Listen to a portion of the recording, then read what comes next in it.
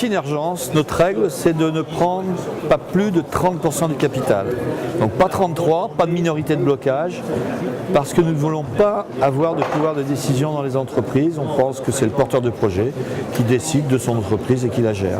On n'apporte que du conseil, de l'accompagnement, pas de décision. Voilà. Lorsque nous entrons dans une entreprise au capital, il y a un pacte d'associés qui régit la façon dont nous allons travailler ensemble pendant 5 ans. Sachant que nous n'avons aucun pouvoir de décision dans l'entreprise. Par contre, on participe au comité de direction et nous sommes au conseil d'administration plus qu'actionnaires. Dans ce pacte d'associés, nous prévoyons la sortie bien entendu, donc qui peut être de plusieurs formes, qui peut être les fondateurs souhaitent reprendre leur part, on ne sait pas, on verra si quelqu'un prend, soit une autre entreprise a déjà décidé d'investir de racheter nos parts.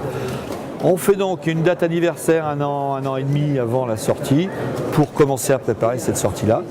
On ne souhaite pas dépasser 5 ans, c'est le fisc qui nous amène à cette date-là, si vous voulez, puisqu'il faut que nous restions au minimum 5 ans. Mais c'est généralement plutôt 6, bien sûr. Notre rôle n'est pas uniquement apporter de la finance, puisqu'on apporte cet accompagnement. Donc c'est une école de formation en même temps pour les créateurs d'entreprises. Nous disposons d'une société à capital risque pour investir dans ces sociétés.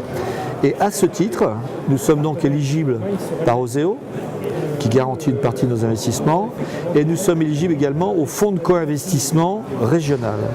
Ce qui fait que dans un projet, lorsque les business angels apportent 1 euro, le fonds de co-investissement apporte 1 euro. Donc on double la mise.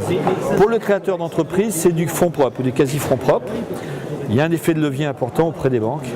Et souvent, le fait que les business angels investissent dans un projet d'entreprise, c'est aussi un critère de qualité, puisque nos critères sont ceux du métier et celui des hommes, parce que le porteur du projet est souvent une fois plus important que le projet lui-même. Un même projet avec 2 hommes différents, c'est 2 résultats différents. Les hommes sont très importants dans ce sujet-là. On y est beaucoup attachés. Voilà.